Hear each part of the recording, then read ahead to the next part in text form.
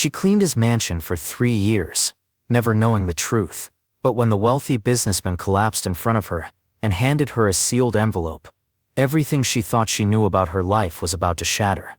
Don't skip ahead, because this story has a twist you won't see coming. Before we dive deep into this incredible story, I want you to hit that like button, subscribe to the channel, and let me know in the comments where you're watching from. Trust me, you'll want to stay until the very end, because what happens in this mansion will challenge everything you think you know about family, secrets, and redemption. Sarah Mitchell woke up every morning at 5:30, just as the sun began to paint the sky in shades of gold and pink. Her small apartment on the east side of the city was nothing special, just 2 rooms that she shared with her 7-year-old daughter Emma. The walls were thin enough that she could hear her neighbors arguing, and the heating barely worked during winter. But it was home, and Sarah had learned long ago to be grateful for what she had. By 6:15, Sarah was dressed in her gray uniform, her dark hair pulled back into a neat bun, her face free of makeup except for a touch of lip balm. She kissed her sleeping daughter's forehead, left a note for the babysitter,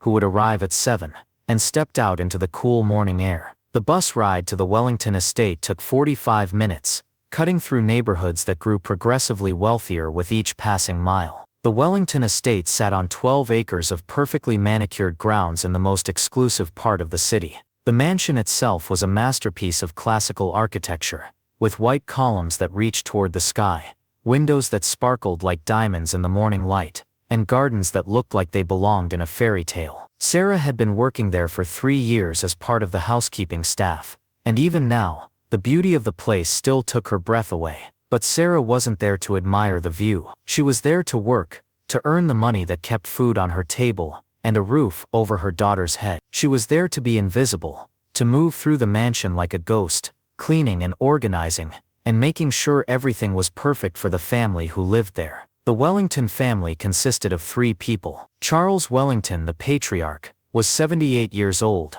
a self-made billionaire who had built his fortune in real estate and investments. He was tall and distinguished, with silver hair that he kept impeccably groomed and blue eyes that seemed to see right through people. Charles moved slowly now, his body betraying the years he had spent building his empire, but his mind remained as sharp as ever. Then there was his son Marcus Wellington, a man in his early 50s, who wore expensive suits and checked his phone constantly. Marcus ran the family business now, making deals and managing portfolios, always looking for the next opportunity to expand their wealth. He visited the estate twice a week, always in a hurry, always distracted by whatever crisis demanded his attention. The third member of the family was Charles's daughter, Victoria Ashford, who lived in London with her husband and 3 children. She called every Sunday at precisely 2 o'clock, and the conversations always followed the same pattern. 10 minutes of polite questions about her father's health, 5 minutes of updates about her own life, and then goodbye. Charles would sit by the phone for an hour afterward, staring at nothing, lost in thoughts he never shared with anyone. Sarah had observed all of this over her 3 years at the estate. She had learned to read the subtle signs of loneliness in Charles's face, the way his eyes would light up when she entered a room, only to dim again when she left. She had noticed how he found excuses to be in whatever room she was cleaning, how he would ask her questions about her life, her daughter, her dreams. At first, Sarah had been cautious. She had worked in wealthy homes before, and knew the dangers of getting too close to the people who employed her. Boundaries were important, lines that shouldn't be crossed. But Charles Wellington was different from other wealthy people she had known. He didn't treat her like she was invisible. He remembered her daughter's name, asked about Emma's progress in school, and once left a children's book on the kitchen counter with a note that said, "For Emma, thought she might enjoy this." The other staff members had noticed too. Mrs. Patterson, the head housekeeper who had worked for the Wellingtons for 20 years, would sometimes give Sarah knowing looks. Thomas, the groundskeeper, had once warned her to be careful, that the wealthy and the working class lived in different worlds, and trying to bridge that gap never ended well. But Sarah didn't think there was anything to be careful about. She was just being professional, being kind, treating Charles Wellington with the same respect she showed everyone. If he appreciated that kindness more than others did, well, that wasn't her fault. The morning started like any other. Sarah arrived at the estate at 7. Let herself in through the service entrance, with the key she had been given, and began her routine. The kitchen first, making sure everything was clean and organized. Then the main rooms, dusting and vacuuming, opening curtains to let in the morning light. The mansion had 12 bedrooms, 8 bathrooms, a library that stretched 2 stories high, and a study where Charles spent most of his time. Sarah cleaned that study every Tuesday and Friday, and today was Friday. She gathered her supplies and made her way down the long hallway, her footsteps muffled by the thick Persian rugs that covered the marble floors. The study door was closed, which was unusual. Charles typically left it open when he was working. Sarah knocked gently. No answer. She knocked again, a little louder. Still nothing. A flutter of concern moved through her chest. Charles was always an early riser, usually in his study by 7:30, reading the newspaper and sipping the coffee that Mrs. Patterson prepared for him. Sarah hesitated for a moment, her hand on the door handle. She wasn't supposed to enter his private rooms without permission, but something felt wrong. The silence was too complete, too heavy. She turned the handle and pushed the door open. The sight that greeted her made her heart stop. Charles Wellington was on the floor beside his desk chair, one hand pressed against his chest, his face pale and covered with sweat. His breathing came in short, labored gasps, and his eyes were wide with pain and fear. Sarah dropped her cleaning supplies and rushed to his side, her training from the first aid course she had taken years ago flooding back to her. She needed to call for help, needed to get him medical attention immediately. She reached for the phone on his desk, but Charles's hand shot out and grabbed her wrist with surprising strength. "Sarah," he whispered, his voice barely audible. "Wait, please wait. Mr. Wellington, you need a doctor. You need help right now." "I know," he said, struggling to breathe. "But first, there's something I need to give you. Something I should have given you a long time ago." His other hand was clutching a manila envelope, thick and heavy, with Sarah's name written across the front in Charles's distinctive handwriting. He pressed it into her hands with trembling fingers. "This envelope contains the truth," Charles said, each word requiring tremendous effort. "The truth about who you are. The truth about who I am. The truth about why I brought you here 3 years ago." Sarah stared at the envelope, confused and frightened. "Mr. Wellington, I don't understand. What are you talking about?" "Your mother," Charles whispered. "Her name was Jennifer Mitchell. She worked for me 35 years ago. I loved her, Sarah. I loved her more than I've ever loved anyone in my life." The words hit Sarah like a physical blow. Her mother Jennifer had died when Sarah was only 5 years old. Sarah had almost no memories of her, just fragments. The sound of her laugh, the smell of her perfume, the warmth of her embrace. Sarah's grandmother had raised her after that, and Grandma Rose had always refused to talk about Jennifer's past, would change the subject whenever Sarah asked questions. "Your mother was pregnant when she left my employment," Charles continued, his voice growing weaker. "Pregnant with my child. I didn't know about it until years later, and by then, she had already passed away. But the child she gave birth to, your older sister, I found her. I tried to help, but she wanted nothing to do with me. She died 10 years ago, Sarah. She died and I never got the chance to make things right." Tears were streaming down Sarah's face now, though she didn't remember starting to cry. "I don't have a sister. I never had a sister." "You did," Charles said. "Her name was Rachel. She was beautiful and brilliant, just like your mother, and she had a daughter before she died. A daughter she named Emma." The room seemed to spin around Sarah. Emma. Her daughter Emma. But that was impossible. Emma was her daughter, born 7 years ago after a brief relationship that had ended badly. "No," Sarah whispered. "Emma is my daughter. I gave birth to her." Charles's eyes filled with tears. "Rachel died in childbirth, Sarah. The hospital couldn't find any family, and your grandmother had passed away by then. Emma was going to be put into foster care. I couldn't let that happen.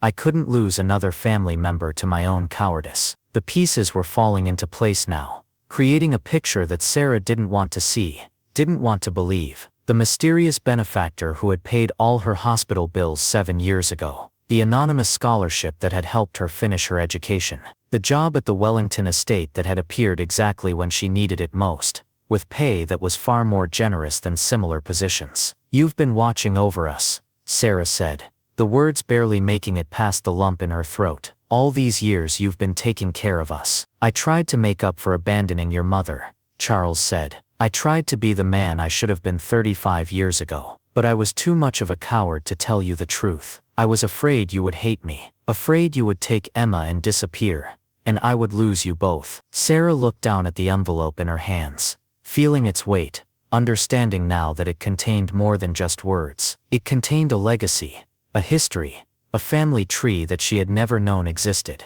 Mr. Wellington, she began. But he interrupted her. Charles, please, call me Charles. And Sarah, I need you to promise me something. What? Open that envelope after I'm gone. Read everything inside. And then if you can find it in your heart, forgive me. Forgive me for being weak. Forgive me for taking so long to do what's right. You're not going anywhere, Sarah said firmly. I'm calling for help right now. She reached for the phone again, and this time Charles didn't stop her. Sarah dialed emergency services with shaking hands, giving them the address and explaining the situation. The dispatcher assured her that an ambulance was on the way, that help would arrive in less than 10 minutes. Sarah sat on the floor beside Charles, holding his hand, the envelope pressed against her chest. She could feel his pulse, weak and irregular, could see the life slowly draining from his face, but she could also see something else, something that looked like peace, like relief, like a burden finally being lifted after decades of carrying it alone. Emma is in the library, Charles whispered. Second floor, north wall, behind the leather-bound volumes of Shakespeare. There are photograph albums there, pictures of your mother, of Rachel, of you as a baby. I've been collecting them for years, trying to piece together the family I threw away. Why didn't you just tell me? Sarah asked. Why did you wait so long? Because I'm a coward, Charles replied simply. Because I built an empire but couldn't find the courage to face my own mistakes. Because it's easier to be a distant benefactor than a present grandfather. The sound of sirens grew louder, cutting through the morning quiet. Sarah could hear footsteps running through the mansion, voices calling out. Mrs. Patterson appeared in the doorway, her face going white when she saw Charles on the floor. Oh my God, the older woman breathed. I'll show the paramedics up. She disappeared, and moments later, the study was filled with emergency medical technicians, their equipment rattling, their voices crisp and professional. They moved Sarah aside gently but firmly, working on Charles with practiced efficiency. Sarah stood against the wall, still clutching the envelope, watching as they checked his vital signs, and prepared him for transport. Ma'am, are you family?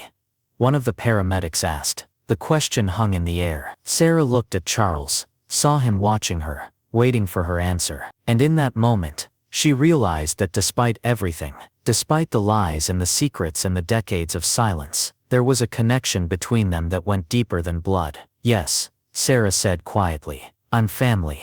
Charles's eyes closed, and a single tear rolled down his cheek.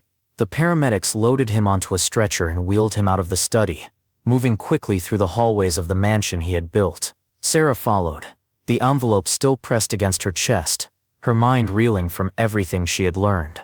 In the grand foyer, Marcus Wellington was just arriving, his expensive suit rumpled, his face pale with shock. What happened? What's going on? Your father had a heart attack, one of the paramedics explained. We're taking him to St. Mary's Hospital. Are you family? I'm his son, Marcus said. Then his eyes fell on Sarah. What is she doing here? She found him, Mrs. Patterson said from the stairs. She called for help. She probably saved his life. Marcus looked like he wanted to say something else, but the paramedics were already moving toward the door and he had to follow. Sarah watched them go, watched the ambulance pull away with lights flashing, and then she stood alone in the foyer of the mansion, holding an envelope that contained her entire history. Mrs. Patterson approached her slowly, her weathered face filled with sympathy. You didn't know, did you? Sarah looked at the older woman in surprise. You knew? I suspected, Mrs. Patterson admitted. The way he looked at you, the way he talked about you when you weren't around, the way he made sure you were hired, made sure you were taken care of. I've worked for this family for 20 years, and I've never seen Charles Wellington care about anyone the way he cared about you. My mother worked here, Sarah said, the words feeling strange in her mouth. 35 years ago, Mrs. Patterson nodded slowly.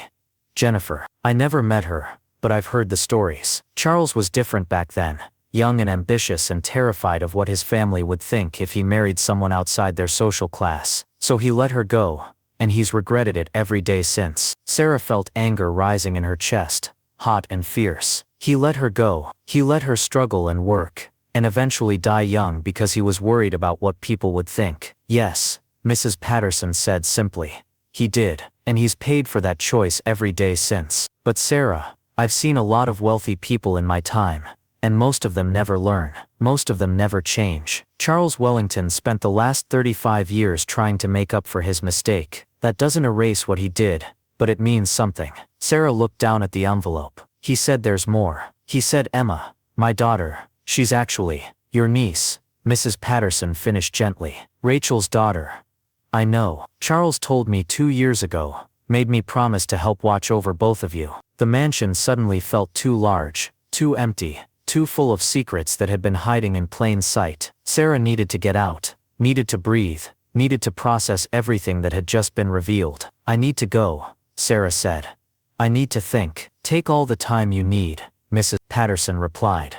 And Sarah, when you're ready to read what's in that envelope, come back here. This is your home too, whether you knew it or not. Sarah walked out of the Wellington estate in a daze, the envelope tucked under her arm, her mind spinning with questions and revelations. The bus ride back to her apartment passed in a blur. She barely remembered walking up the stairs, unlocking her door, sending the babysitter home with a distracted thank you. Emma was sitting at the kitchen table, working on a coloring book, her tongue sticking out slightly in concentration the way it always did when she was focused. She looked up when Sarah entered, her face lighting up with a smile. Mommy, you're home early. Sarah stared at the little girl she had raised as her daughter, seeing her with new eyes now. Emma had always looked different from Sarah, different coloring, different features. Sarah had assumed she took after her father, the man who had disappeared the moment he learned about the pregnancy. But now, looking at Emma's face, Sarah could see traces of someone else, someone she had never known. Emma, sweetheart, Sarah said, her voice cracking. Can you keep coloring for a little while? Mommy needs to read something important. Okay, Mommy. Are you sad? I don't know yet, baby. I don't know yet. Sarah went into her bedroom and closed the door. She sat on her bed, the envelope in her lap, staring at her name written in Charles Wellington's elegant handwriting. Her hands trembled as she broke the seal and pulled out the contents. The envelope contained documents, dozens of them, birth certificates, hospital records, legal papers, and photographs. So many photographs. Sarah spread them across her bed, creating a mosaic of a life she had never known existed. There was her mother, young and beautiful, smiling at the camera. Jennifer Mitchell, 22 years old, full of life and hope. And beside her, younger versions of Charles Wellington, looking at Jennifer with an expression that could only be described as adoration. There were pictures of a baby, labeled Rachel Michelle Mitchell in Jennifer's handwriting. Sarah's sister, the sister she had never known existed. Rachel as a toddler, Rachel as a teenager, Rachel as a young woman. The photographs spanned years, decades, a life documented in snapshots. And then there were the documents. A birth certificate for Rachel, with the father listed as unknown. A death certificate for Jennifer Mitchell, dead at age 30 from complications of pneumonia. A private investigator's report from 15 years ago, detailing Charles's search for Rachel, his attempts to reach out, his offers of help that were repeatedly rejected. Sarah read through page after page of letters, all written by Charles but never sent. Letters to Jennifer, apologizing for his cowardice. Letters to Rachel, trying to explain himself. Letters to Sarah herself, written over the past 3 years, chronicling his observations of her, his growing affection, his desperate desire to tell her the truth. But the most important document was at the bottom of the pile. Charles Wellington's last will and testament, dated just 3 weeks ago. Sarah read through it with growing disbelief, the words blurring through her tears. Charles had left everything to her, the mansion, the money, the investments, the entire Wellington fortune. But there were conditions, specific instructions that Sarah had to follow if she wanted to inherit. The first condition was that she had to tell Emma the truth about her parentage when the girl turned 18. Emma deserved to know her real mother, to understand her history, to have the choice of what relationship she wanted with the Wellington family. The second condition was that Sarah had to establish a foundation in Jennifer Mitchell's name, providing support and resources for single mothers who were struggling to make ends meet. The foundation would offer job training, education assistance, childcare support, everything that Jennifer had needed but never received. The third condition was that Sarah had to forgive him, not publicly, not for anyone else's benefit, but truly forgive him in her heart for the choices he had made, the pain he had caused, the years that were lost. Sarah sat on her bed, surrounded by the evidence of a family she had never known, a legacy she had never expected, and a choice that would define the rest of her life. She could accept this inheritance, could take the money and the mansion and the position in society that Charles was offering, but accepting it meant accepting everything that came with it. The complications, the responsibilities, the truth about who she really was. Or she could walk away. She could refuse the inheritance, could continue living her simple life, could protect Emma from the chaos that would inevitably come with being a Wellington. She could choose simplicity over wealth, peace over legacy. The decision should have been easy. Sarah had spent her entire life working hard, scraping by, doing whatever it took to provide for her daughter. This inheritance represented security, opportunity, everything she had ever dreamed of giving Emma. But it also represented a man who had abandoned her mother, who had let Jennifer struggle and die young, who had hidden the truth for decades. Sarah thought about Charles Wellington, lying in a hospital bed right now, possibly dying, definitely hoping that Sarah would forgive him. She thought about her mother Jennifer, who had worked so hard and died so young. She thought about Rachel, the sister she had never known, who had rejected Charles's help, and died alone giving birth to Emma. And she thought about Emma, innocent and happy, coloring in the next room, completely unaware that her entire identity was about to change. Sarah knew what she had to do. She gathered up all the documents, carefully placing them back in the envelope. Then she picked up her phone and called the hospital. St. Mary's Hospital. How may I direct your call? I need to speak with someone about Charles Wellington. He was brought in this morning with a heart attack. Are you family? Sarah took a deep breath. Yes, I'm his granddaughter. The words felt strange on her tongue, but also somehow right, true in a way that transcended biology and blood, true in a way that acknowledged the complicated reality of family and love and forgiveness. The nurse transferred her to the intensive care unit, where a doctor explained that Charles was stable but critical. He had suffered a massive heart attack, and the next 24 hours would be crucial. Visitors were limited to immediate family only. I need to see him, Sarah said. I need to talk to him. I'm sorry, but visiting hours don't start until 2 o'clock, and even then we can only allow 2 visitors at a time. Please, Sarah said, her voice breaking. He gave me something this morning, something important, and I need to tell him what I've decided. I need him to know before it's too late. There was a long pause on the other end of the line.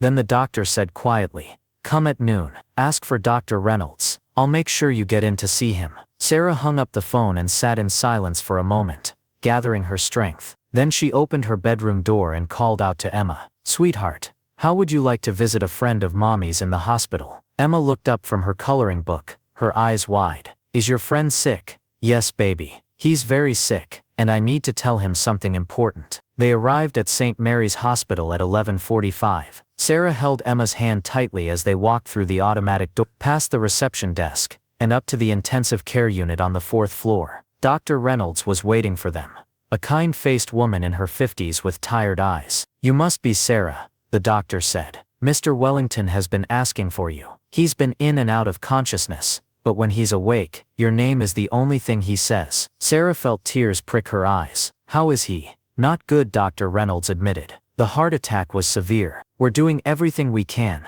but you should prepare yourself. The next few hours will tell us a lot. The doctor led them down a quiet hallway to a private room at the end. Through the window, Sarah could see Charles Wellington lying in the hospital bed, looking small and fragile in ways she had never seen before. Machines beeped softly around him, monitoring his heartbeat, his oxygen levels, his tenuous grip on life. I'll give you some privacy, Dr. Reynolds said, but please keep the visit short. He needs to rest. Sarah nodded and pushed open the door. Emma hung back, suddenly shy, but Sarah gently pulled her forward. They approached the bed together, and Charles's eyes fluttered open. Sarah, he whispered, his voice weak but clear. You came. I came, Sarah replied, pulling a chair close to the bed. And I brought someone you need to meet properly. She lifted Emma up so the little girl could see Charles more clearly. Emma, this is Mr. Wellington. He's been a friend to us for a very long time. even though we didn't know it. Emma studied Charles's face with the solemn intensity that children sometimes possess. Are you going to die? Emma. Sarah gasped, but Charles laughed weakly. It's all right. Children understand things that adults try to hide. He looked at Emma with tears in his eyes. I don't know, little one. Maybe, but if I do, I want you to know something. Your grandmother Jennifer was the most wonderful woman I ever knew, and your mother Rachel was brave and beautiful. And you, Emma, you have the best parts of both of them. Emma didn't understand all the words, but she understood the emotion behind them. She reached out and gently patted Charles's hand. I hope you don't die. Mommy is sad, and I don't want her to be more sad. Charles looked at Sarah, his expression asking a question he didn't dare voice. And Sarah knew this was the moment. This was when she had to make her choice, had to decide whether to forgive or hold on to anger, whether to embrace this complicated legacy, or walk away from it. I read everything in the envelope, Sarah said quietly. I read the letters, I saw the photographs, I reviewed the will, and I have something to tell you. Charles waited, his breath shallow, his eyes never leaving her face. What you did to my mother was wrong, Sarah continued.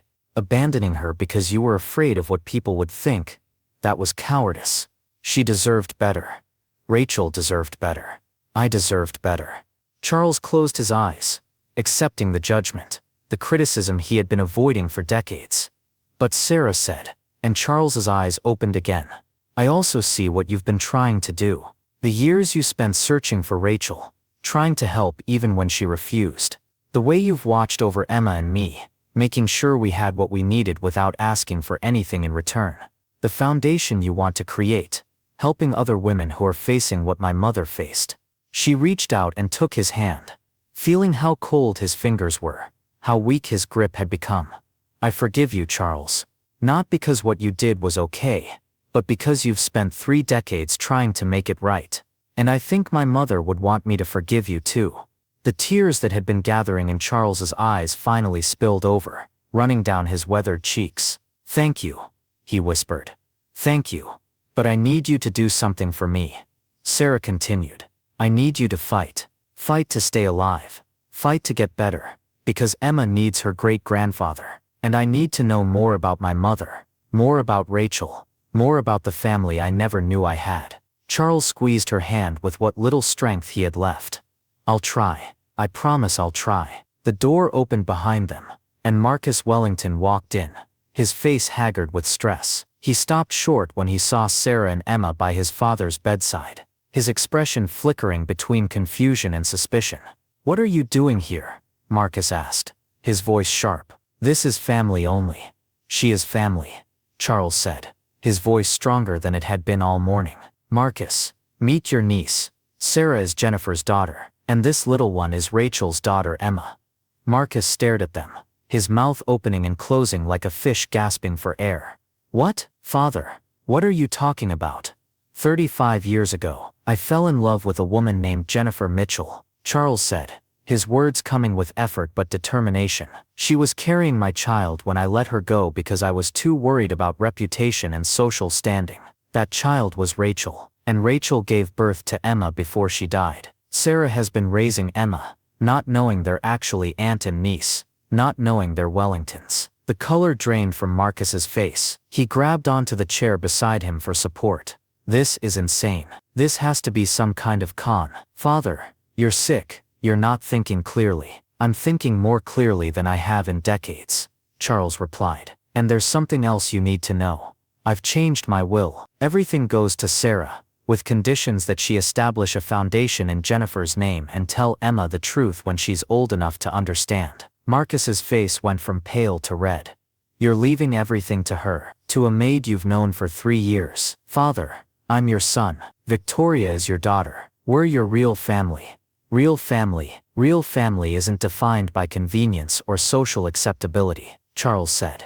It's defined by who shows up, who cares, who treats you like a human being instead of an asset to be managed. Sarah has shown me more genuine kindness in 3 years than either of my legitimate children has shown me in decades. The words hit Marcus like physical blows. He looked at Sarah with open hostility now, seeing her not as a person but as a threat to his inheritance, his security, his place in the world. This is blackmail, Marcus said. You found out somehow. Probably snooped through his private papers while you were cleaning, and you manipulated a sick old man into changing his will. That's not what happened, Sarah said quietly.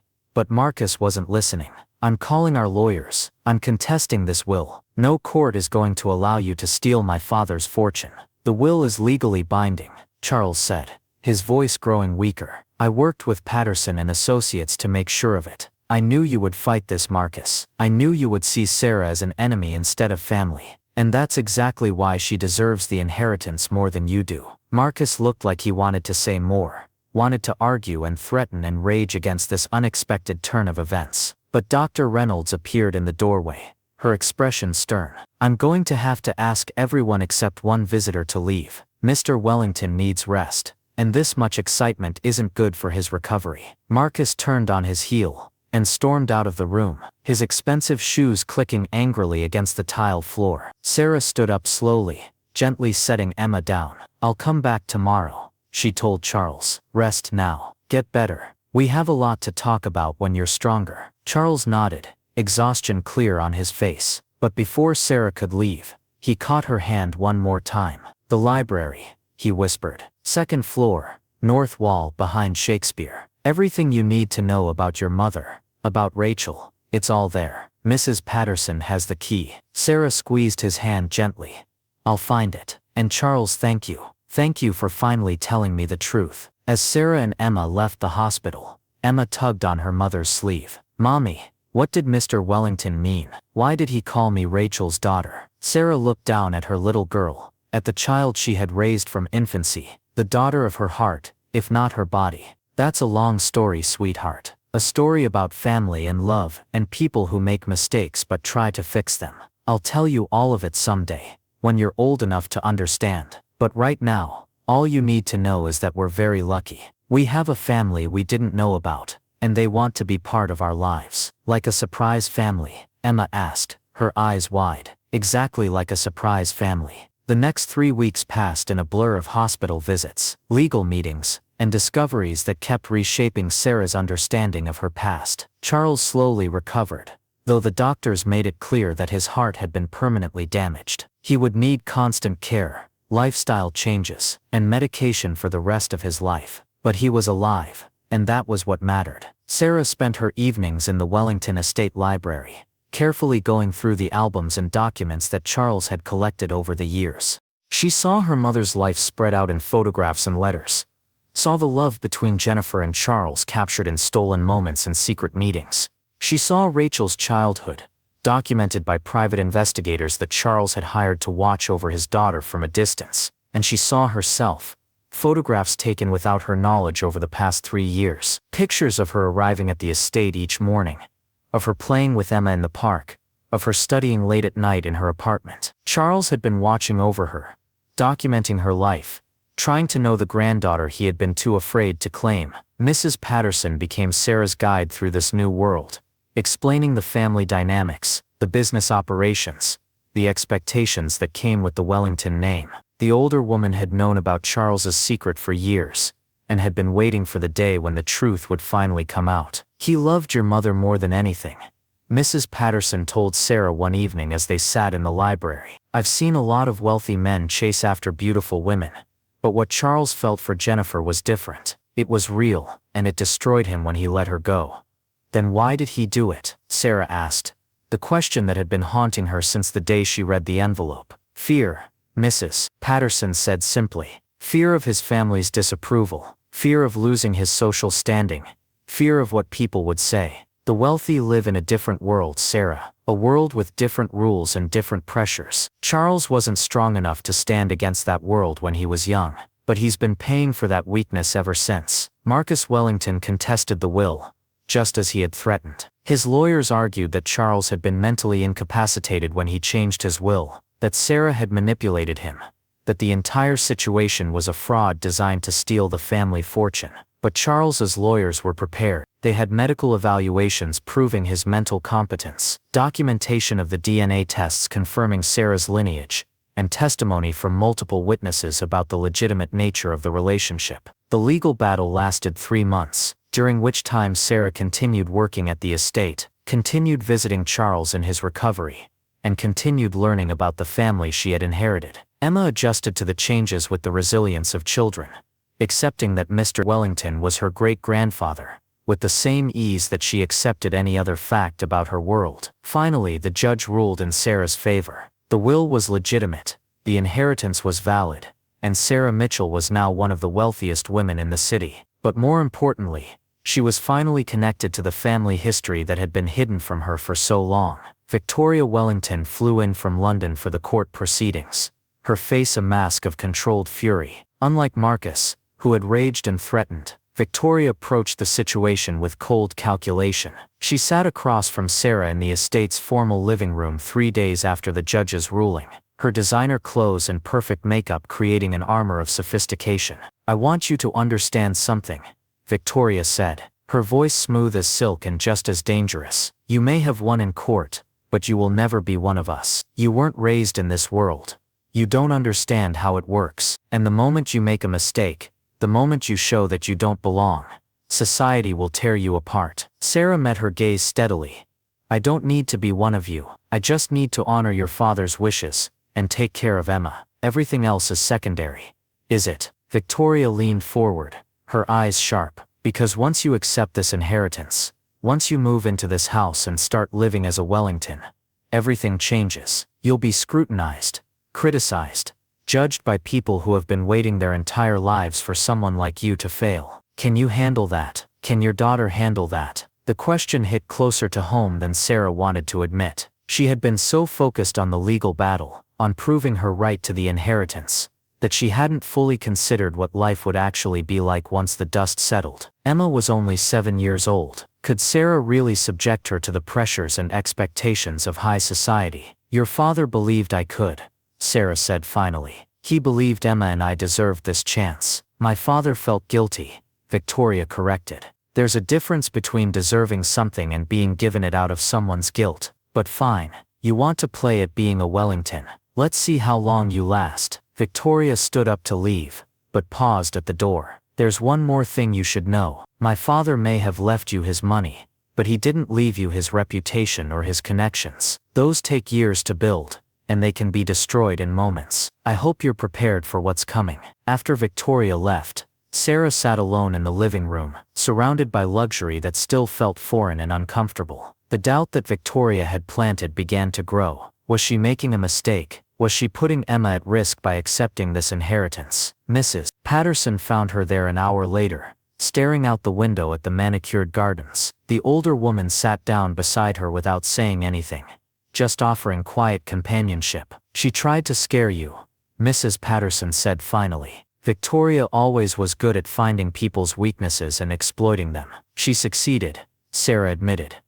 "I'm terrified. What if she's right? What if I can't handle this world? What if accepting this inheritance is the worst decision I've ever made?" "Then you'll learn and adapt," Mrs. Patterson said firmly. "Sarah, I've worked in wealthy households for 40 years. I've seen people born into privilege who were cruel and empty, and I've seen people who came from nothing who had more grace and dignity than anyone with a trust fund. Wealth doesn't define character. How you use what you're given, that's what matters." Sarah turned to look at the woman who had become her guide through this strange new world. "How do I use it? How do I make this mean something beyond just being rich?" "You honor your mother's memory," Mrs. Patterson said. "You create that foundation Charles wanted. You help other women who are struggling the way Jennifer struggled. You show Emma that wealth is a responsibility, not just a privilege.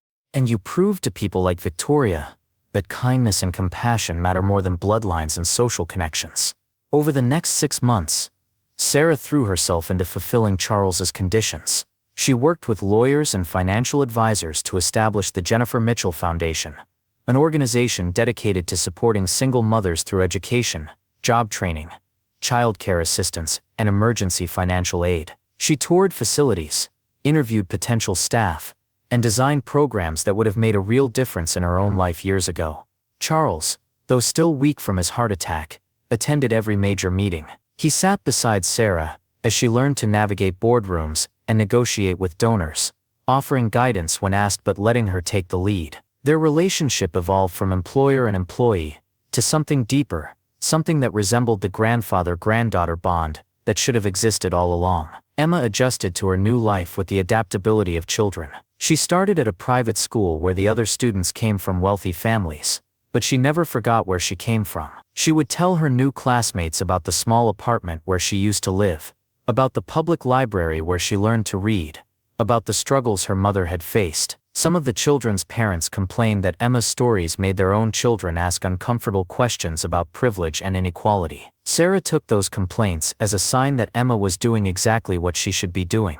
Marcus Wellington eventually stopped fighting the inheritance, though he never accepted Sarah as family. He came to the estate once a month for business meetings, treated Sarah with cold professionalism, and left as quickly as possible. Victoria returned to London, and communicated only through lawyers and formal letters. Neither of them came to Emma's 8th birthday party, though Sarah invited them. But new family connections began to form. Sarah reached out to Jennifer's side of the family, finding cousins she had never known existed, uncles and aunts who remembered her mother and had stories to share. They came to the estate for holidays, these working-class people walking through marble hallways with wide eyes and nervous laughter. The staff whispered about it at first, scandalized by the mixing of social classes in such a formal setting.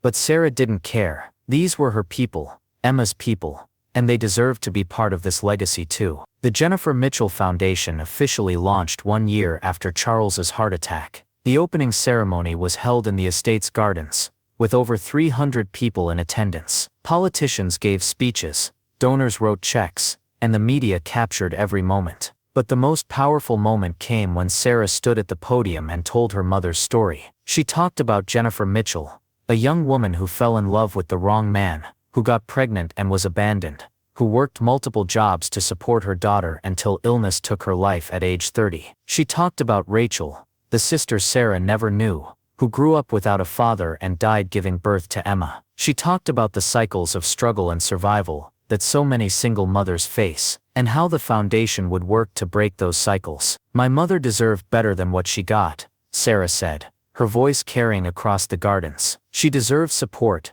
resources and opportunities. She deserved to be valued for who she was, not judged for the circumstances of her life. This foundation exists because Charles Wellington finally understood that. Because he spent decades wishing he could go back and make different choices. We can't change the past, but we can change the future for other women, other mothers, other families. Charles sat in the front row, tears streaming down his face, his hand clutched in Emma's small one. The little girl looked up at her great-grandfather with concern. "Why are you crying?" Emma whispered. "Because I'm proud," Charles replied. "Proud of your mother, proud of you, proud of what we're building here." "Is this what you wanted?" Emma asked. "When you gave Mommy the envelope." Charles smiled through his tears.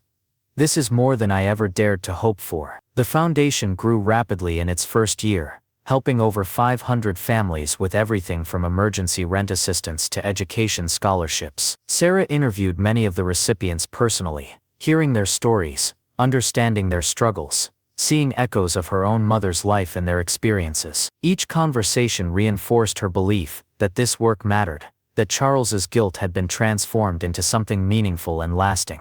But success brought new challenges. The more prominent Sarah became, the more society expected from her. She was invited to charity galas and fundraising dinners, asked to serve on boards and committees, expected to dress and speak, and behave like someone born into wealth. Some events went well. Others were disasters where Sarah felt like an imposter, fumbling with the wrong fork or saying the wrong thing to the wrong person. Victoria's prediction haunted her during those moments. "You will never be one of us." And maybe that was true. Maybe Sarah would always be the cleaning lady who inherited a fortune, the outsider who didn't quite fit into the world she now inhabited. 2 years after Charles's heart attack, Emma turned 9 years old. She was growing into a thoughtful, compassionate child, who understood more about class and privilege than most adults. She volunteered at the Foundation's Family Center every Saturday, helping younger children with homework and playing games with toddlers, while their mothers attended job training classes. One evening,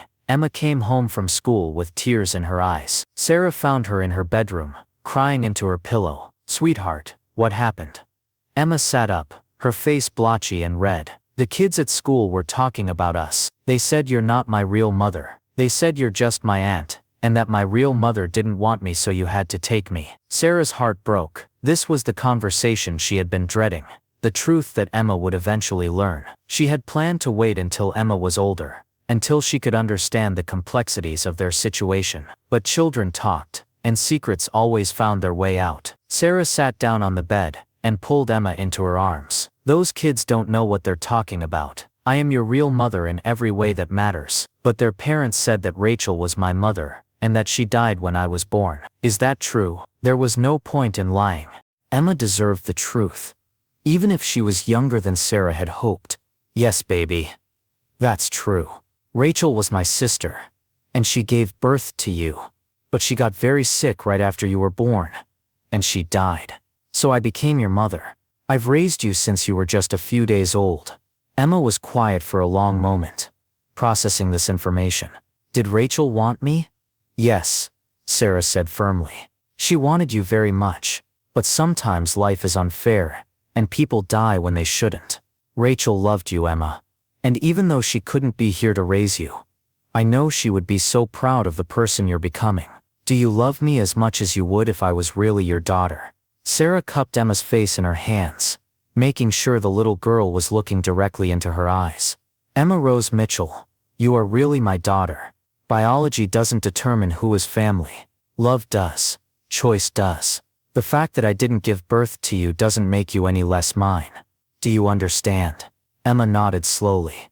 The other kids also said that great-grandfather Charles is really my great-great-grandfather because he was Rachel's father. Is that true too? Yes. Charles is your biological great-grandfather. This is all very confusing, Emma said with a sigh that seemed too old for a 9-year-old. I know, sweetheart. Family can be complicated. But here's what's simple. You are my daughter. I love you more than anything in the world. Charles loves you. Mrs. Patterson loves you. We're all family, even if the connections are a little unusual. Emma seemed to accept this, though Sarah knew more questions would come later. That night, after Emma was asleep, Sarah went to find Charles in his study. He was reading by the fireplace, looking frail but content. Emma learned the truth today, Sarah said, sitting down across from him.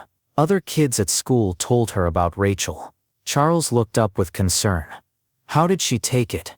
Better than I expected, but she's confused.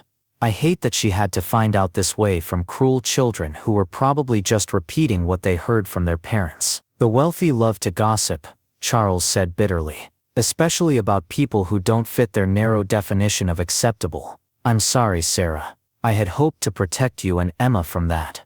You can't protect us from everything, Sarah replied. And maybe that's okay. Maybe Emma needs to understand that family is complicated, that life doesn't always fit into neat categories. She's a smart girl. She'll figure it out. Charles was quiet for a moment, then said, There's something I need to tell you, something I should have mentioned before, but I was afraid of how you'd react. Sarah felt a flutter of anxiety. What is it? I'm dying, Charles said simply. The doctors gave me 6 months, maybe a year. My heart is failing, and there's nothing more they can do. The words hit Sarah like a physical blow. She had known Charles's health was fragile, but she had assumed he would continue on for years, weak but present. The thought of losing him now, just when they were finally building a real relationship, was unbearable. No, Sarah whispered. There has to be something. Other doctors, different treatments, experimental procedures. I've explored every option, Charles said gently. At 79 with a heart as damaged as mine, there are limits to what medicine can do. But Sarah, I'm not afraid. I've made peace with my past. I've seen you and Emma thriving. I've watched the foundation help hundreds of families. I can die knowing that I finally did something right. Tears streamed down Sarah's face. You did more than something right. You gave us a future. You gave us a family. You trusted me with your legacy. And you've proven yourself worthy of that trust 1,000 times over, Charles replied. But there's one more thing I need from you. Anything. When I die, I want you to reach out to Marcus and Victoria. Really reach out, not just formal invitations they can ignore. They're your family too, and they need to see what you've built here. They need to understand that this inheritance wasn't about money or property. It was about values, about using privilege to help others. about making sure that what happened to Jennifer never happens to another woman. Sarah wasn't sure she could do that. Marcus and Victoria had made their feelings clear. They saw her as an interloper, a thief who had stolen their birthright. How could she bridge that gap? But she nodded anyway, because Charles was dying, and this was his final wish.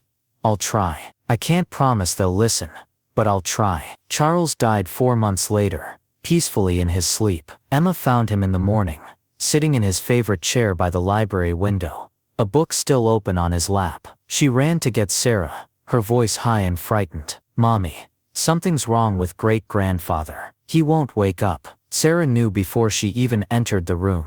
There was a stillness in the air, a sense of absence that couldn't be mistaken for sleep. She held Emma close, while she called the doctor, then Mrs. Patterson, then the family lawyer, and finally, with trembling hands, she called Marcus and Victoria. The funeral was held a week later at the estate. Hundreds of people attended, business associates and society figures, foundation staff and families, who had been helped by the Jennifer Mitchell Foundation. The mix of social classes was unprecedented at a Wellington family event, and the gossip was immediate and intense. Marcus stood stiffly by the casket, his face a mask of controlled grief. Victoria dabbed at her eyes with an expensive handkerchief, though Sarah wasn't sure if the tears were real or performative. Neither of them acknowledged Sarah or Emma during the service. But when it came time for eulogies, Sarah stood at the podium and told a truth that made many people in the audience uncomfortable. She talked about Charles's failures as well as his successes. She discussed how he had abandoned her mother,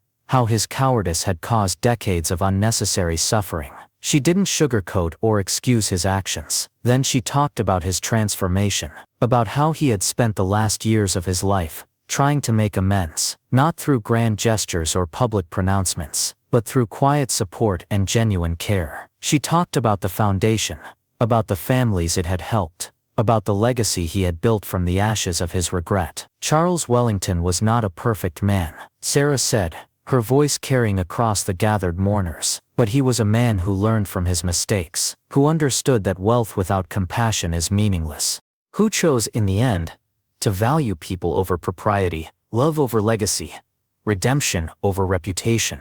That's what I'll remember about him. Not the money he left us, but the lesson he taught us, that it's never too late to try to make things right. Marcus left immediately after the service, but Victoria lingered. She approached Sarah as the crowd dispersed, her expression unreadable. "That was quite a speech," Victoria said. "It was the truth," Victoria repeated. "You know what the truth is? The truth is that you got lucky. You happened to be related to the right person at the right time, and you benefited from his guilt. Don't pretend it was anything more noble than that." Sarah could have argued, could have defended herself and Charles, and the complicated reality of their relationship, but she was tired of fighting, tired of trying to prove herself to people who were determined not to see her worth. "Maybe you're right," Sarah said. "Maybe it was just luck, but I'm going to use that luck to help people. I'm going to make sure your father's guilt transforms into something positive for hundreds of families. You can spend your life being bitter about what you didn't inherit, or you can be part of what we're building here. The choice is yours." Victoria stared at her for a long moment, then turned and walked away without another word. 5 years passed. Emma grew into a thoughtful teenager who volunteered at the foundation and spoke at fundraising events about the importance of supporting single mothers. The Jennifer Mitchell Foundation expanded to 3 cities, helping over 5,000 families each year. Sarah became a respected voice in philanthropy circles, known not for her wealth, but for her genuine commitment to social change. Marcus eventually remarried and had a daughter of his own. He softened slightly over the years, sending Christmas cards and occasionally attending foundation events. He never fully accepted Sarah as family, but the overt hostility faded into cold civility.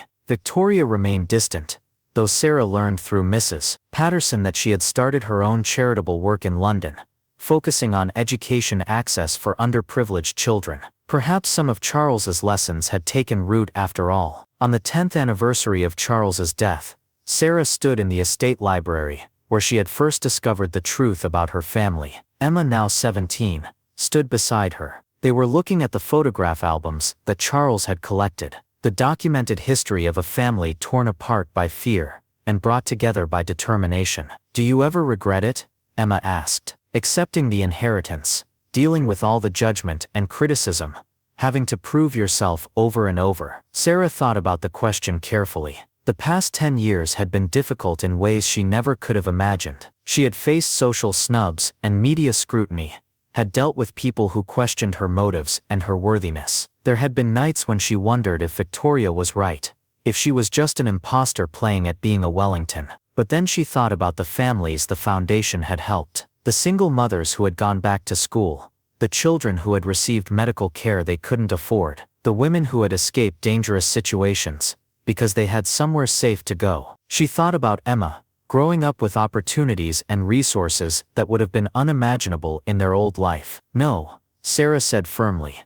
I don't regret it. This was never about the money, or the mansion, or the social status. It was about honoring your great-grandfather's final wish. And more importantly, it was about honoring my mother's memory by making sure other women don't have to struggle the way she did. Emma nodded, then said quietly, I've been thinking about what I want to do after college, and I want to work at the foundation, not in some ceremonial role because I'm your daughter, but really work there, learn the operations, understand how we help people, maybe expand our programs even further. Sarah felt tears prick her eyes. This was exactly what Charles had hoped for when he changed his will. Not just that Sarah would use his wealth responsibly, but that the next generation would understand the responsibility that came with privilege. Your great-grandfather would be so proud of you, Sarah said. He'd be proud of you too, Emma replied. You took his guilt and shame and transformed it into something beautiful. You proved that family isn't about bloodlines or social status. It's about showing up for each other,